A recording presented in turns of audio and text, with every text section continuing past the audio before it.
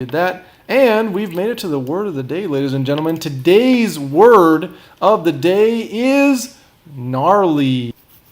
Gnarly is spelled with a G, and that's why we support it here on G Talk. An example was, wow, that was a gnarly Gmail tutorial, and my response might be, gee, thanks for saying that.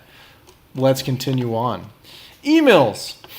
So searching for emails in trash or sent. Now we talked about getting your emails. You click refresh here, click on your inbox or check the spam. But let's say you wanted to find it in the trash here, but you just don't know where it might be because there's a bunch of them in here. Now if you search for an email, so let's say I search for the email from one of our tech guys here. Notice that he has been a part of all these different email chains, but the one that I'm looking for, the one that we were using earlier, is not actually in there. So what I need to do is go to the trash, and then I'm going to type in trash add lund. Now the tech help needed email that we were looking at earlier is going to be there. So again, I go to the trash, in trash, I search for whatever or whoever the person might be. And then there it is. If I need to get it out of the trash, I can move it to the inbox, click on the X, whatever I want to do to get it out of the trash. Again, if I search for that email and it's in the trash, it's not going to show up. Tech help needed. I'm going to have to go into the trash and find it. That's the same thing with your spam.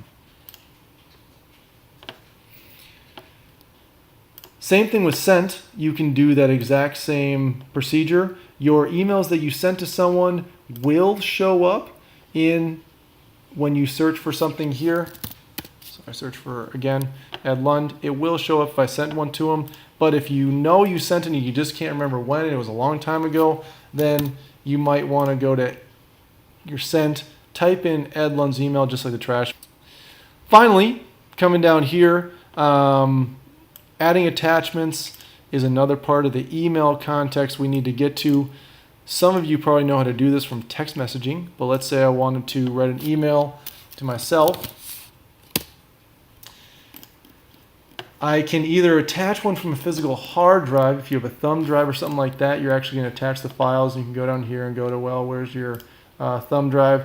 For you guys don't have really the hard drive scenario like on a MacBook or a regular computer. Rather, you insert stuff from your Google Drive because that's where your storage space is.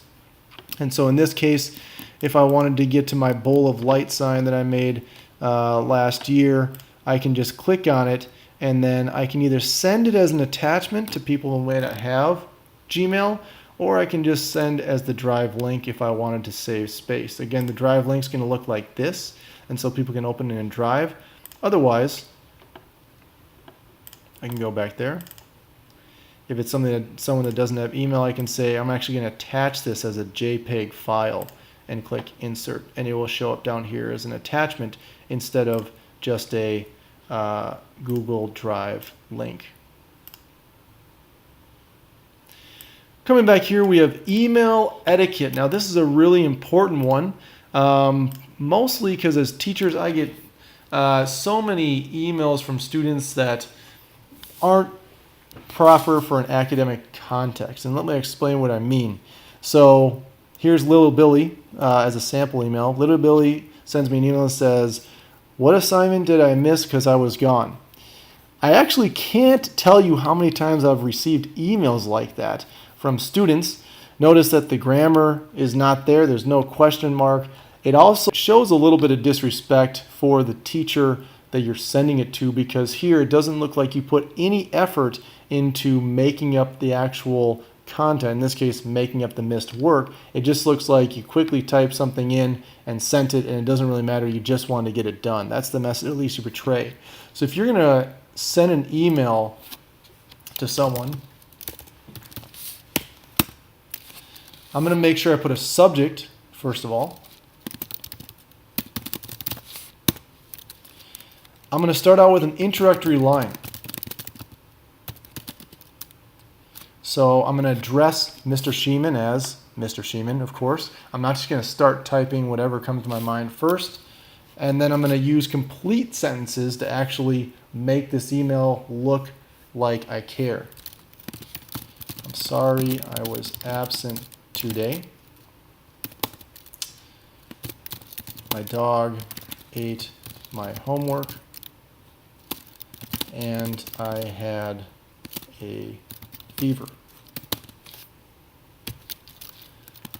Would you please let me know what I can make up? Is there a time I can come and see you? Thank you for your time, Mr. J. So in this case, I have an introductory greeting. I have an explanation of what I'm talking about, and then also showing that I care about what actually happened, and then giving the effort to say, hey, can I actually make this work? And then I also say thank you at the end and put my name. Notice that the other student, little Billy, didn't even put his name in there. And then I'm going to send this. Mr. Sheeman doesn't actually know I'm going to send this, but and notice how different this is. So here's the original one. What assignment did I miss because I was gone? And here's the better one. A lot of differences there. So please take note of that when you're emailing your teachers.